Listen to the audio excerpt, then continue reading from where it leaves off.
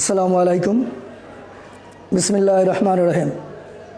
প্রিয় শিক্ষার্থীবৃন্দ, আশা করি তোমরা যে যেখানে আছো ভালো আছো, সুস্থ আছো এবং এই করোনা অতিমারির সময় আমাদের অধ্যক্ষ মহোদয় কর্তৃক আয়োজিত আহমেদ বাউনী একাডেমি স্কুল এবং কলেজের অনলাইন ক্লাসগুলো নিয়মিত দেখছো এবং এই আমাদের ক্লাসের সাথে যুক্ত থেকে তোমরা তোমাদের লেখাপড়া চালিয়ে যাচ্ছ। আজকে আমরা নতুন দশম শ্রেণীর বাংলাদেশ ও বিশ্ব পরিচয়ের অষ্টম অধ্যায় নিয়ে আলোচনা করব। অষ্টম অধ্যায়টি হচ্ছে বাংলাদেশের গণতন্ত্র ও নির্বাচন। প্রিয় শিক্ষার্থীবৃন্দ, তোমরা অষ্টম এবং নবম শ্রেণীতে বাংলাদেশের গণতন্ত্র এবং নির্বাচন নিয়ে সামান্য ধারণা পেয়েছ। আমরা আজকে এই বাংলাদেশের গণতন্ত্র এবং নির্বাচন নিয়ে তোমাদের দশম শ্রেণীর উপযোগী এবং তোমাদের পরীক্ষায় উপযোগী যে প্রশ্নগুলো আসতে পারে, পরীক্ষায় থাকতে পারে, আমরা সেগুলো নিয়ে আলোচনা করব। তো শুরু করি আমরা দশম শ্রেণীর অষ্টম অধ্যায় বাংলাদেশের গণতন্ত্র নির্বাচন। প্রিয় শিক্ষার্থীবৃন্দ, বর্তমান বিশ্বে বা সারা পৃথিবীতে বর্তমানে গণতন্ত্র সর্বাধিক গ্রহণযোগ্য একটি সরকার ব্যবস্থা। পৃথিবীর এমন কোনো দেশ নেই যে দেশে গণতন্ত্র কম বেশি সর্বত্রই জনপ্রিয় একটি সরকার এবং শাসন ব্যবস্থা। সাধারণভাবে গণতন্ত্র বলতে বোঝায় যে শাসন ব্যবস্থায় শাসন ক্ষমতা মুষ্টিমেয় ব্যক্তি বা গোষ্ঠীর হাতে সীমাবদ্ধ না থেকে সমাজের অপামর জনসাধারণের অংশগ্রহণমূলক যে ব্যবস্থা, সে ব্যবস্থাই হচ্ছে মূলত গণতন্ত্র। আমি আবার বলছি, গণতন্ত্র হচ্ছে এমন একটি সরকার বা শাসন ব্যবস্থা যে শাসন ব্যবস্থায় শাসন ক্ষমতা মুষ্টিমেয় লোকের হাতে পুঞ্জীভূত বা কুক্ষিগত না থেকে সমাজের জনসাধারণের অপামর জনসাধারণ হাতে ন্যস্ত থাকে এবং জনগণ তাদের সরকার গঠন করে। প্রিয় শিক্ষার্থীবৃন্দ, গণতন্ত্র হলো এমন এক রাজনৈতিক শাসন ব্যবস্থা বা গণতন্ত্র হলো এমন এক রাজনৈতিক সরকার যেখানে নির্ধারিত বা নির্দিষ্ট সময় শেষে, সেটা 4 বছর হোক বা 5 বছর হোক, এই নির্ধারিত সময় শেষে একটি সুষ্ঠু অবাধ নিরপেক্ষ নির্বাচনের মাধ্যমে সরকার পরিবর্তনের ব্যবস্থা থাকে এবং জনগণ তাদের সার্বজনীন ভোটাধিকার প্রয়োগ করে তাদের পছন্দ মতো সরকার গঠন করতে পারে।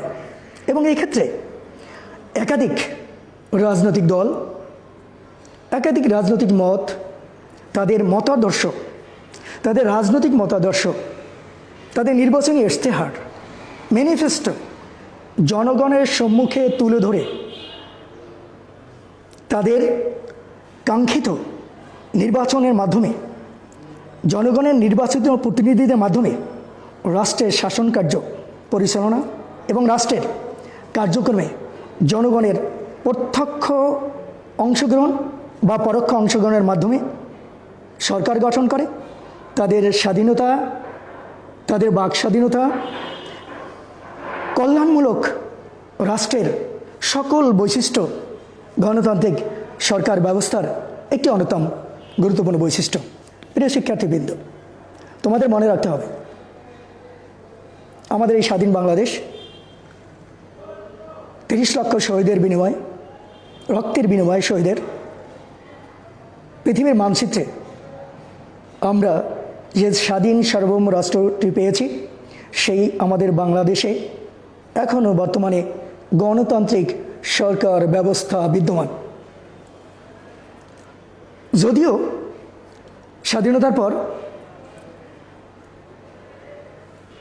1975 সালে 15ই আগস্ট একদল বিপদগামী সৈনিকের এবং কিছু কুচক্রী মহলের ষড়যন্ত্রের কারণে জাতির জনক বঙ্গবন্ধু শেখ মুজিবুর রহমান সহ তার সপরিবারকে হত্যা করার পর এদেশে গণতান্ত্রিক শাসন ব্যবস্থা ছিল, কিন্তু তারপরেও দীর্ঘদিন সেনা শাসনের মধ্য দিয়ে আমাদের বাংলাদেশ বর্তমানে গণতান্ত্রিক সরকার ব্যবস্থা বিদ্যমান রয়েছে এবং গণতান্ত্রিক পন্থায় জনগণের কল্যাণের জন্য জনগণের কল্যাণমূলক সরকার ব্যবস্থা এদেশে প্রবর্তিত হয়েছে। প্রিয় শিক্ষার্থীবৃন্দ, আমাদের বাংলাদেশে এই গণতান্ত্রিক সরকার ব্যবস্থা বিদ্যমান আছে বিধায় আমাদের দেশে সংসদ নির্বাচন হয় এবং এই সংসদীয় পদ্ধতির সরকার ব্যবস্থা পরিবর্তিত হয়েছে এবং সংসদ নির্বাচনের হয় বিধায় আমাদের বাংলাদেশে নির্বাচনের জন্য গঠিত হয়েছে নির্বাচন কমিশন। এই নির্বাচন কমিশন নির্দিষ্ট মেয়াদ শেষে 4 বছর হোক বা 5 বছর হোক, আমাদের দেশ না সারা পৃথিবীর যে গণতান্ত্রিক সরকার ব্যবস্থাগুলো রয়েছে, কোনো দেশের সরকার 4 বছরের জন্য ক্ষমতায় থাকেন, এরপর সাধারণ নির্বাচন দেন সুষ্ঠু অবাধ নির্বাচনের মাধ্যমে। বিভিন্ন রাজনৈতিক দল মতাদর্শ তাদের কার্যক্রম পরিচালনা করে তাদের মতাদর্শ জনগণের সামনে তুলে ধরে জনগণের সংখ্যাগরিষ্ঠ জনগণের ম্যান্ডেট নিয়ে ক্ষমতায় আসে যে কোনো গণতান্ত্রিক দল। সেই গণতান্ত্রিক দলের নির্বাচন পরিচালনার জন্য বাংলাদেশ সহ পৃথিবীর সব দেশেই নির্বাচন কমিশন রয়েছে। আমাদের বাংলাদেশের নির্বাচন কমিশন নির্বাচন পরিচালনার জন্য নির্বাচনী আচরণবিধি প্রণয়ন করে থাকে এবং নির্বাচনের আচরণবিধি লঙ্ঘন করলে শাস্তিমূলক ব্যবস্থা গ্রহণ করে থাকে। কাজেই আমরা আজকের এই আমাদের 8ম অধ্যায়ে বাংলাদেশের গণতন্ত্র নির্বাচনের অধ্যায়ে আমরা বাংলাদেশের গণতন্ত্র এবং নির্বাচনী আচরণবিধি সম্পর্কে আলোচনা করব। প্রথমে আমরা গণতন্ত্রের ধারণা নিয়ে আলোচনা করব। প্রিয় শিক্ষার্থীবৃন্দ, গণতন্ত্রের সংজ্ঞা বা ধারণা, গণতন্ত্রের সংজ্ঞা দিতে গিয়ে পৃথিবীর বিভিন্ন দেশের সমাজবিজ্ঞানী, রাষ্ট্রবিজ্ঞানী, দার্শনিকগণ বিভিন্ন রকমের সংজ্ঞা প্রদান করেছে। এই সংজ্ঞার মধ্যে গণতন্ত্রের বর্তমান 21 শতাব্দীর গণতন্ত্রের সূতিকাগার বলা হয় আমেরিকা যুক্তরাষ্ট্রের। সেই আমেরিকা যুক্তরাষ্ট্রের বিখ্যাত প্রেসিডেন্ট আব্রাহাম লিঙ্কন গণতন্ত্রের সংজ্ঞায় তিনি বলেছিলেন, জনগণের জন্য জনগণের দ্বারা পরিচালিত সরকার ব্যবস্থাই বা শাসন ব্যবস্থাই হচ্ছে গণতন্ত্র। আব্রাহাম লিঙ্কন বলেছিলেন, democracy is a government of the people, for the people, by the people. আর একজন আমেরিকান রাষ্ট্রবিজ্ঞানী অধ্যাপক গেটেল গণতন্ত্রের সংজ্ঞা প্রদান করতে গিয়ে তিনি বলেছেন, গণতন্ত্র হলো এমন এক শাসন ব্যবস্থা যে শাসন ব্যবস্থায় জনগণ বা জনসাধারণ বা মানুষ তাদের সার্বভৌম ক্ষমতা প্রয়োগের সুযোগ লাভ করে, অর্থাৎ জনগণের সার্বভৌম ক্ষমতা প্রয়োগে অংশগ্রহণ করার নামই হচ্ছে গণতন্ত্র। কাজেই সাধারণ অর্থে আমরা বলতে পারি গণতন্ত্র হচ্ছে সংখ্যাগরিষ্ঠ দলের স্বার্থে গঠিত এবং পরিচালিত সরকার ব্যবস্থা। এর মানে এই নয় সংখ্যাগরিষ্ঠ দলের বা সংখ্যাগরিষ্ঠ জনগণের ভোটে নির্বাচিত বা সংখ্যাগরিষ্ঠ জনগণের ম্যান্ডেটকৃত সর্বাধিক ভোটপ্রাপ্ত বা ভোটাধিকার প্রাপ্ত সরকার তার দলের স্বার্থে পরিচালিত হবে তা নয়। তার মানে এই নয় যে সর্বাধিক ম্যান্ডেট প্রাপ্ত বা ভোটাধিকার প্রাপ্ত রাজনৈতিক দল তাদের স্বার্থসিদ্ধির জন্য গঠিত পরিচালিত সরকার ব্যবস্থাই হচ্ছে গণতন্ত্র। না, গণতন্ত্র সংখ্যালঘুদের মতামতকে যে উপেক্ষা করবে বা তাদের বাক স্বাধীনতা বা তাদের রাজনৈতিক অধিকার, সামাজিক অধিকার, অর্থনৈতিক অধিকার, অর্থাৎ মৌলিক মানবিক চাহিদার যা কিছু প্রয়োজন সংখ্যালঘুদের, তাদের মতামতকে উপেক্ষা করা গণতান্ত্রিক সরকারের কাজ নয়।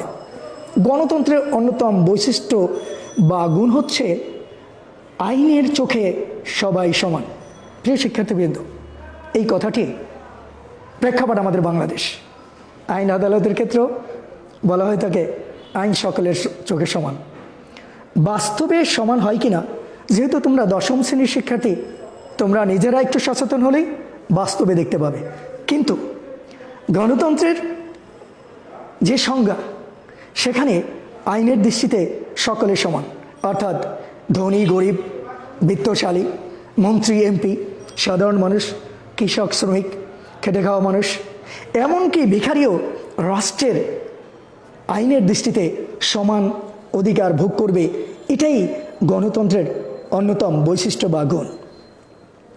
সুতরাং প্রিয় শিক্ষার্থীবৃন্দ, আমরা বলতে পারি বিংশ শতাব্দীর বা 20 শতকের একটি জনপ্রিয় ধারণা হচ্ছে গণতন্ত্র, যা বর্তমান সরকার পরিচালনার সর্বশ্রেষ্ঠ ব্যবস্থা হিসাবে সর্বজন সারা পৃথিবীতে সমাদৃত, স্বীকৃত, আদৃত এবং গ্রহণযোগ্য একটি শাসন ব্যবস্থা। এই কারণে গণতন্ত্র সমাজ এবং রাষ্ট্র সংক্রান্ত যত রকমের পাঠন বা অধ্যয়ন আছে, তার মধ্যে সবচেয়ে গুরুত্বপূর্ণ বিষয়গুলির মধ্যে অন্যতম হল গণতান্ত্রিক বিষয়। প্রিয় শিক্ষার্থীবৃন্দ, আমরা এই গণতন্ত্রের সংজ্ঞার আলোকে বলতে পারি সরকার ব্যবস্থা হিসাবে গণতন্ত্র প্রতিষ্ঠা একটি ঐতিহাসিক প্রক্রিয়ার ফল।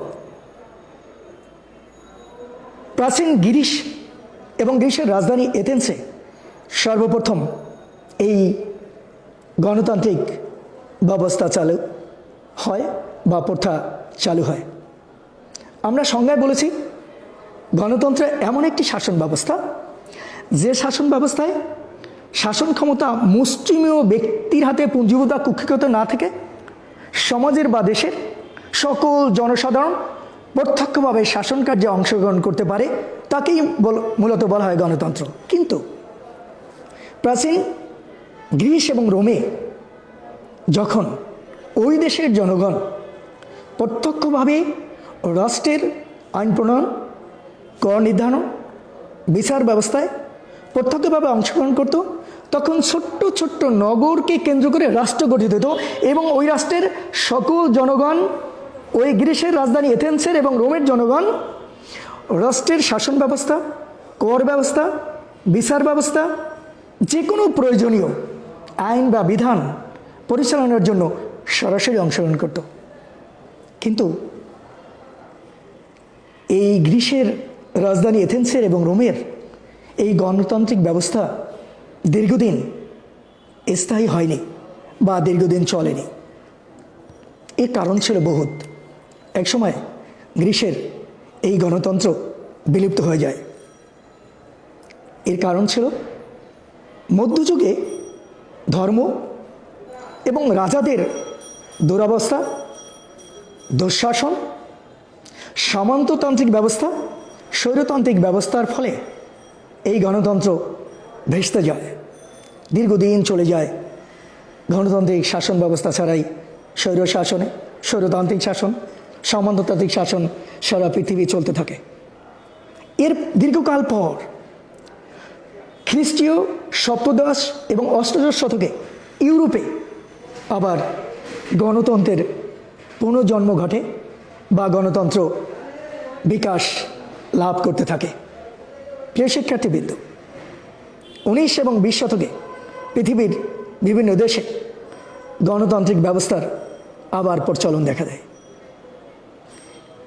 এই গণতান্ত্রিক ব্যবস্থা যখন নতুন করে আবার সারা পৃথিবীতে চালু হতে থাকে, এর মধ্যে অষ্টাদশ শতকে এসে ইংল্যান্ডে গণতন্ত্র বিকশিত হয় এবং ইংল্যান্ডের গণতন্ত্রের ভাবধারাকে মূলত বা ইংল্যান্ডকে গণতন্ত্রের সূতিকাগার বলা হয়ে থাকে। অষ্টাদশ শতাব্দীতে যেখানে বর্তমানে এই আধুনিক বিশ্বে আমেরিকা গণতন্ত্রের সূতিকার হিসাবে পরিচিত। তোমরা জানো 1920 সালে শেষের দিকে আমেরিকা যুক্তরাষ্ট্রের নির্বাচন হয় এবং আমেরিকা যুক্তরাষ্ট্রের গণতন্ত্রের কেন্দ্রবিন্দু ক্যাপিটাল হিলে একদল দুষ্কৃতিকারী গণতন্ত্র নস্যাৎ করার জন্য ক্যাপিটাল হিলে হামলা করে। তারপর আমেরিকার জনগণ গণতন্ত্রে বিশ্বাসী বিদায় তারা সেই শত্রুদেরকে, গণতন্ত্রের শত্রুদেরকে পরাজিত করে আবার আমেরিকা যুক্তরাষ্ট্র গণতন্ত্রের ধারায় ফিরে এসেছে এবং তারা গণতন্ত্রকে রক্ষা করতে পেরেছে। বর্তমানে গণতন্ত্রের বিকাশ বা সাফল্য এতটাই বিকাশ লাভ করেছে যে আধুনিক সভ্যতায়, আধুনিক জ্ঞান বিজ্ঞানের যুগে বা আধুনিক এই যুগে গণতান্ত্রিক শাসন ব্যবস্থা ছাড়া কোনো দেশ বা কোনো সরকার পরিচালনা করাই দুঃসাধ্য।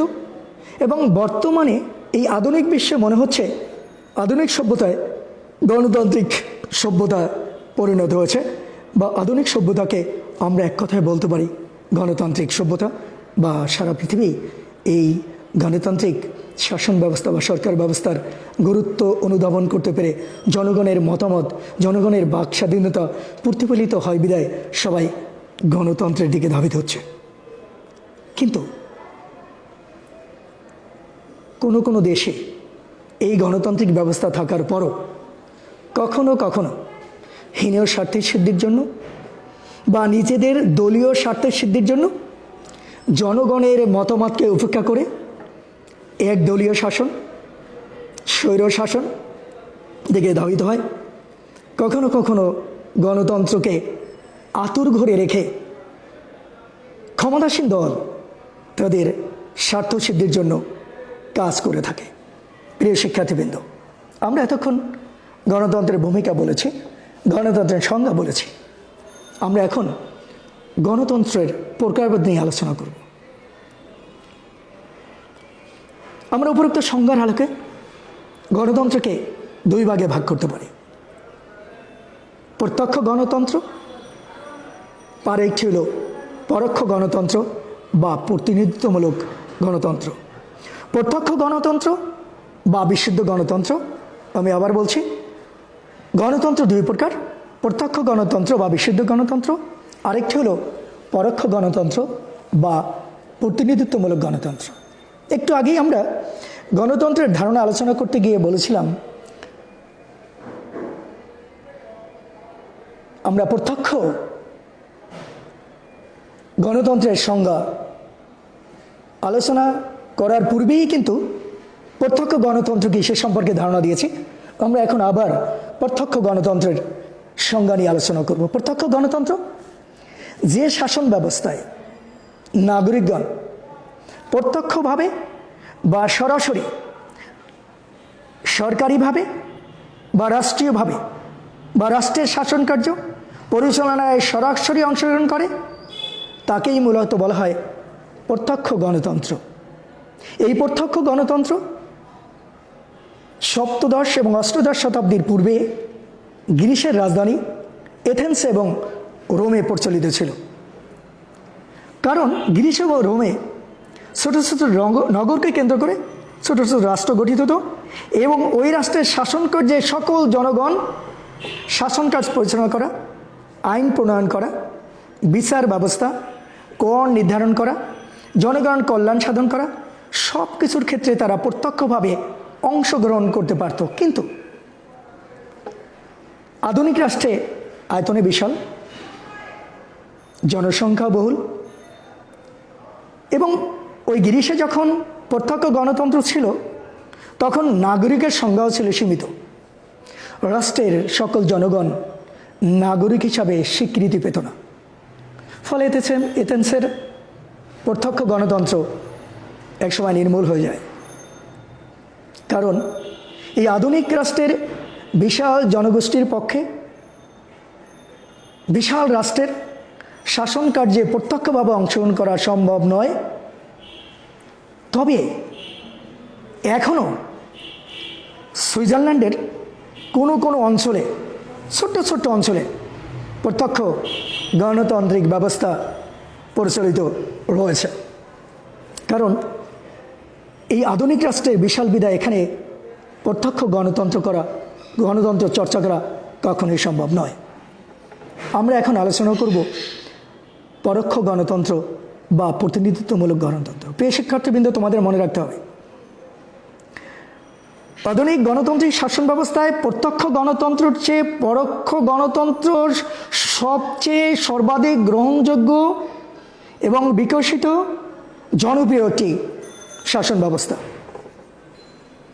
পরোক্ষ গণতন্ত্র এমন একটি সরকার বা শাসন ব্যবস্থা যে শাসন ব্যবস্থায় ভোটাধিকার প্রাপ্ত ব্যক্তিগণ তাদের সার্বজনীন ভোটাধিকার প্রয়োগ করে শাসন কার্য, রাষ্ট্রের শাসন কার্য এবং কল্যাণমূলক রাষ্ট্র পরিচালনার জন্য একদল প্রতিনিধি নির্বাচন করে তাদের দেশের শাসন কার্য পরিচালনার জন্য প্রেরণ করেন, তাকেই বলা হয় মূলত পরোক্ষ গণতন্ত্র বা প্রতিনিধিত্বমূলক গণতন্ত্র।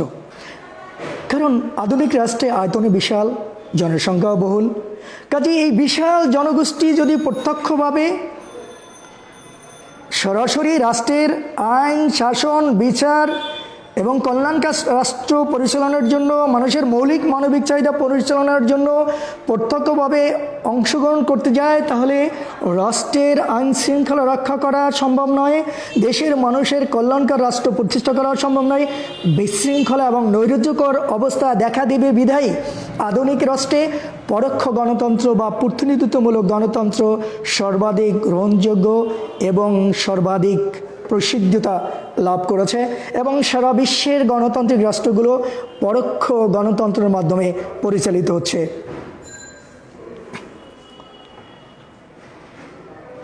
প্রিয় শিক্ষার্থীবৃন্দ, পরোক্ষ গণতন্ত্রের মাধ্যমে নির্বাচিত প্রতিনিধিরা তাদের দেশের জনসাধারণের কল্যাণের জন্য আইন প্রণয়ন করেন, জনগণের কল্যাণে দেশের প্রয়োজনে নতুন নতুন আইন সংশোধন, পরিবর্ধন করেন। কখনো কখনো কোনো আইন জনগণের কল্যাণে না গেলে সেগুলোকে বাতিল বলে ঘোষণা করে আবার জনকল্যাণমূলক যে কোনো আইন বা যে কোনো ব্যবস্থা তারা গ্রহণ করে থাকেন।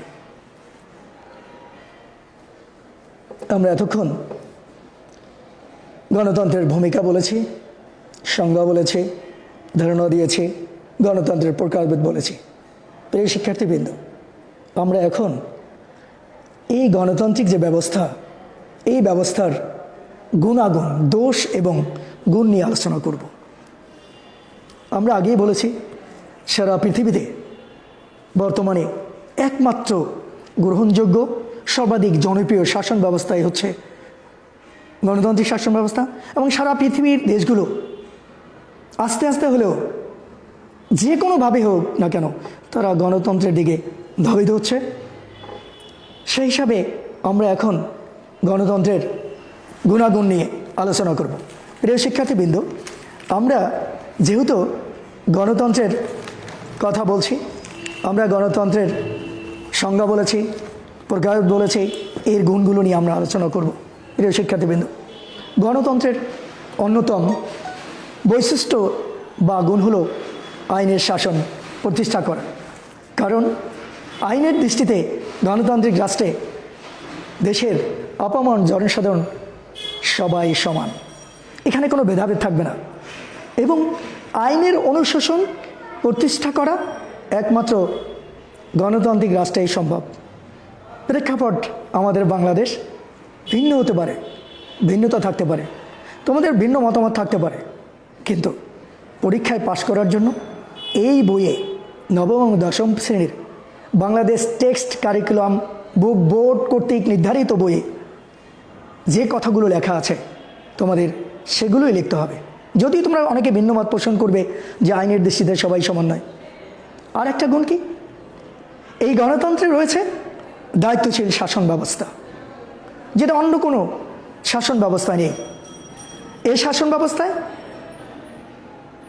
দায়িত্বশীল সরকার তার যে কোনো কাজের জন্য জনগণের কাছে জবাবদিহি করতে বাধ্য থাকেন এবং এই শাসন ব্যবস্থায় জনগণের প্রত্যক্ষ ভোটে সংখ্যাগরিষ্ঠ দলের নেতা দেশ পরিচালনার দায়িত্ব বা ম্যান্ডেট লাভ করেন এবং জনগণের ভোটে যেহেতু নির্বাচিত হন সেহেতু তাকে তার সকল কর্মকাণ্ডের জন্য বাংলাদেশের প্রেক্ষাপট জাতীয় সংসদের কাছে, পৃথিবীর অন্যান্য দেশ গণতান্ত্রিক দেশ তাদের গণতান্ত্রিক পন্থায় জনগণের কাছে তাদের সর্বপ্রকার কাজের জন্য জবাবদিহি করতে বাধ্য থাকেন। প্রিয় শিক্ষার্থীবৃন্দ, শুধু তাই নয়, গণতান্ত্রিক শাসন ব্যবস্থা হলো জনমত দ্বারা পরিচালিত একটি সরকার ব্যবস্থা। এখানে জনমতামতের প্রতিফলিত হয়। জনমত কখনো নির্বাচিত সরকারের বিরুদ্ধে গেলে বা সরকার যদি কখনো জনগণের কল্যাণকর কাজ না করে অকল্যাণকর দেশ এবং জাতির ক্ষতিকর কোনো কাজ করেন এবং জনগণ যদি তাদের ম্যান্ডেট প্রত্যাহার করেন তাহলে ওই গণতান্ত্রিক সরকার কখনো শাসন কার্য পরিচালনা করতে পারেন না। গণতান্ত্রিক সরকার ব্যবস্থায় স্বৈরাচারী পন্থায় বা স্বৈরাচারী মনোভাব নিয়ে দেশের জনগণকে নিয়ন্ত্রণ, দেশের জনগণকে দমন, নিপীড়ন, নির্যাতন কখনোই সম্ভব নয়। এই শাসন ব্যবস্থায় রাষ্ট্রীয় নীতি নির্ধারণ ক্ষেত্রে জনগণের স্বার্থকে প্রাধান্য দিতে হয়। ফলে জনগণের মধ্যে রাজনৈতিক সচেতনতা সৃষ্টি হয়।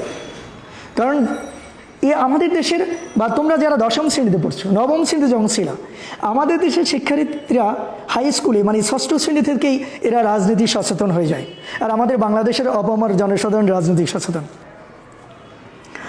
এই শাসন ব্যবস্থা সরকার এবং জনগণের মধ্যে একটি সেতু বন্ধন সৃষ্টি হয়, জনগণ রাজনৈতিক সচেতন হয়ে থাকে। গণতান্ত্রিক সরকার জনগণের আস্থা হারালে কখনোই টিকে থাকতে পারে না। এই ব্যবস্থায় ব্যক্তি তার আত্মবিকাশের সর্বাধিক সুবিধা লাভ করে। তদুপরি গণতন্ত্র হচ্ছে কল্যাণকারী সরকার, এর মূল উদ্দেশ্য হচ্ছে জনগণের কল্যাণ সাধন। প্রিয় শিক্ষার্থীবৃন্দ, আমরা সময় কম, গণতন্ত্রের গুণ নিয়ে আলোচনা করেছি। এখন এই গণতন্ত্রের কিছু ত্রুটি বিচ্ছুতি নিয়ে আমরা আলোচনা করব। গণতন্ত্রের আমরা অনেক গুণের কথা বলেছি, কিন্তু এই গণতন্ত্রের কিছু ত্রুটিও রয়েছে।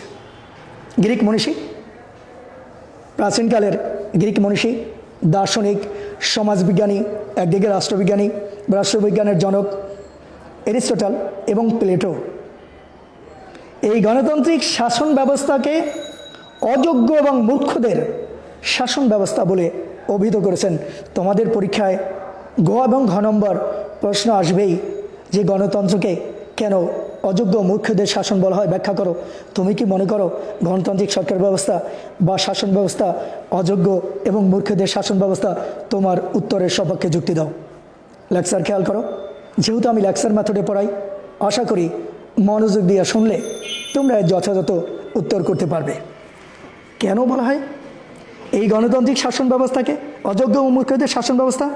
এর ব্যাখ্যায় বলা হয়েছে, যেহেতু সংখ্যাগরিষ্ঠদের, আমি আবার বলছি, যেহেতু সংখ্যাগরিষ্ঠদের শাসন হিসাবে গণতন্ত্রের নির্বাচনের মাধ্যমে অজ্ঞ, অযোগ্য, মূর্খ, পেশি শক্তির অধিকারী, দুর্নীতিবাজ, লুটেরা, ভূমিদস্যু, অর্থবিত্তের মালিক, চরিত্রহীন, লম্পট, অসৎ ব্যক্তিরা শাসন ক্ষমতায় প্রতিষ্ঠিত হতে পারে। যেহেতু প্রেক্ষাপট আমাদের বাংলাদেশ, এদেশে অর্থবিত্তের যারা মালিক, পেশি শক্তির যারা অধিকারী, যারা লুটেরা, যারা দুর্নীতিবাজ, যারা অসৎ, অযোগ্য, মূর্খ, তারা আমাদের দেশের আইনসভার সদস্য নির্বাচিত হয়ে দেশ পরিচালনার ম্যান্ডেট লাভ করে থাকে। ফলে দেশের উন্নতি তো দূরের কথা, দেশ দুর্নীতি নিমজ্জিত হয়। দেশের জনসাধারণ তাদের মৌলিক মানবিক চাহিদা পূরণে ব্যর্থ হয়, মৌলিক অধিকার থেকে বঞ্চিত হয়। কল্যাণকর রাষ্ট্র পরিণত হয় দুর্নীতিবাজ রাষ্ট্রে, অকল্যাণকর রাষ্ট্রে। দেশের মানুষ দুর্বিষহ জীবনযাপন করে থাকে। ফলে উপযুক্ত এবং সৎ লোকের অভাবে গণতন্ত্রের যে লক্ষ্য উদ্দেশ্য অর্জিত হয় না এবং শাসন কার্য পরিচালনায় নানাবিধ সমস্যার সৃষ্টি হয়ে থাকে। প্রিয় শিক্ষার্থীবৃন্দ, বাস্তবে গণতন্ত্র সংখ্যাগরিষ্ঠদের শাসনে পরিণত হয়। সংখ্যালঘুরা আইনসভা বা জাতীয় সংসদের সদস্য হিসাবে বা সৎ, যোগ্য, আদর্শবান, চরিত্রবান, শিক্ষিত, মেধাবীরা জনপ্রতিনিধি হয়ে দেশ পরিচালনায় বা জনগণের ম্যান্ডেট নিয়ে ক্ষমতায় আসতে পারেন না। সরকার সংখ্যালঘুদের অভাব, অভিযোগ, মৌলিক মানবিক চাহিদা সম্পর্কে উদাসীন থাকে। গণতন্ত্রে বহু পরস্পর বিরোধী মত এবং ধারণা দেখা দেয়। শুধু তাই নয়, এতে বিভিন্ন ক্ষেত্রে মতপার্থক্য ও সংঘর্ষের সৃষ্টি হয়। জাতীয় সংহতি বিনষ্ট হয় এবং বিভিন্ন রাজনৈতিক দলের মধ্যে জাতীয় ঐক্য প্রতিষ্ঠার ক্ষেত্রে মতভেদ সৃষ্টি হয় বিধায় জাতীয় উন্নয়ন বাধাগ্রস্ত হয় এবং দেশে বিশৃঙ্খল পরিস্থিতির সৃষ্টি হয়। শুধু তাই নয়, গণতন্ত্র পরে হুমকির মুখে। প্রিয় শিক্ষার্থীবৃন্দ, আমাদের দেশও আজ গণতন্ত্র হুমকির মুখে। সীমিত গণতন্ত্র বাংলাদেশে রয়েছে। বাক স্বাধীনতা কতটুকু রয়েছে এদেশের জনসাধারণ উপলব্ধি করতে পেরেছে। দশম শ্রেণীর শিক্ষার্থী হিসাবে তোমরাও উপলব্ধি করতে পেরেছ আমাদের দেশ কতটুকু গণতন্ত্রের মধ্য দিয়ে বর্তমানে চলছে। যেহেতু সংখ্যাগরিষ্ঠদের ভোটে নির্বাচিত হয়ে জনগণের ম্যান্ডেট নিয়ে সরকার গঠন করে থাকে, ফলে সরকার নিরপেক্ষ থাকে না এবং দেশে গণ অসন্তোষ দেখা দেয়। গণতন্ত্র তুলনামূলকভাবে ব্যয়বহুল শাসন ব্যবস্থা, কারণ এই গণতান্ত্রিক শাসন ব্যবস্থায় নির্দিষ্ট মেয়াদ শেষে 3 বছর বা 5 বছর শেষে নির্বাচন দিতে হয়।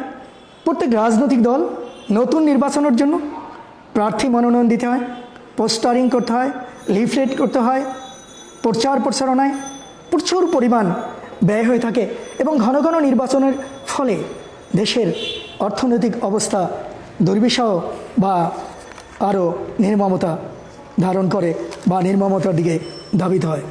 আমরা এতক্ষণ গণতন্ত্রের দোষ গুণ নিয়ে আলোচনা করেছি। এখন আমি একটু বাংলাদেশের গণতন্ত্রের যে ধারণাগুলো দিয়েছি তার মধ্য থেকে আমরা বলেছি গণতন্ত্র কাকে বলে, আমরা বলেছি গণতন্ত্রের সংজ্ঞা, আমরা আলোচনা করছি গণতন্ত্রের প্রকারভেদ, গণতন্ত্রের দোষ-ত্রুটি। প্রিয় শিক্ষার্থীবৃন্দ, আমরা যতটুকু আলোচনা করেছি এই আলোচনার মধ্য থেকে এখন আমাদের পরীক্ষায় আসার মতো যে প্রশ্নগুলো থাকে সেগুলো আমি তোমাদের সামনে উপস্থাপন করব। আশা করি সেই প্রশ্নগুলো তোমরা লিখে নিবে এবং লিখে নিলে তোমরা যথাযথভাবে উপকৃত হবে। বাংলাদেশের গণতন্ত্র এবং নির্বাচন এই অধ্যায়টা বিশাল একটি অধ্যায় বিধায় আজকে সময় স্বল্পতার কারণে আমি শুধু গণতন্ত্রের সংজ্ঞা, প্রকারভেদ এবং দোষ-ত্রুটি নিয়ে আলোচনা করেছি।